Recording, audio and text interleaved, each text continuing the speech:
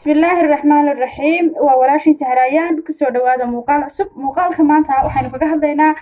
قيبتي اللباد اي 10 انجليز دها ان maanta loo soo qaadanay rules of reading and spelling daawasho wanaagsan si aad channelka u xidhnaato subscribe har dhiirigelin baa naga noo tahay adna wax laga yaabaa inaad wax ka faa'iido gambaleelka furo saad ula socoto waxa cusub ee aan soo gelino haddaad muuqaalka ka hesho like saar haddii aad wax tale anoo hayso comment noogu reeb waad mahadsan tahay rule 1 waxa ka hadlayaa goorma la gaabinaya goorma la dheereynaya dhawaaqa shaqalka dhawaaqa vowelku waa uu gaaban yahay mar kasta oo uu ka dambeeyo consonant ama eray shibanahi dhawaaqa vowelku waa uu gaaban yahay mar kasta oo uu hal vowel ku jiro erayga ama syllable-ka sida on, red and fantastic waa 3 syllable-kii kasta waxa ku jira hal vowel fantastic tusaale cat, bed, sit, tub and sun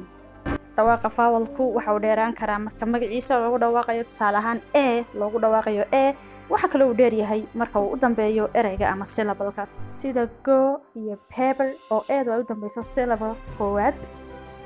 vowelka dhawaaqiisa waxa kale uu dheeraan karaa marka uu ku jiro silent e ama uu yahay vowel digraph waynu baran doonaa labadaba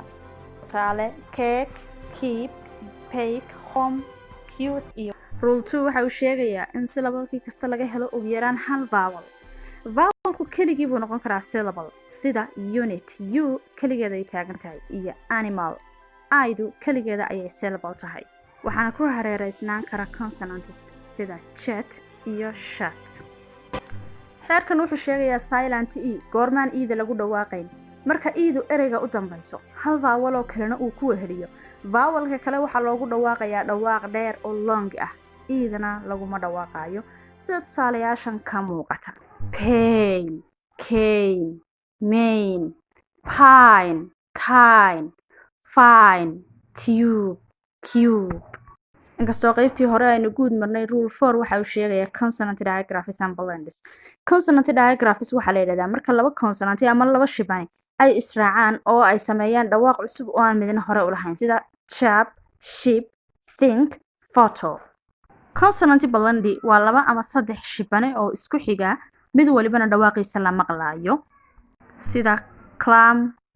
scrap, grasp iyo wixii la mid ah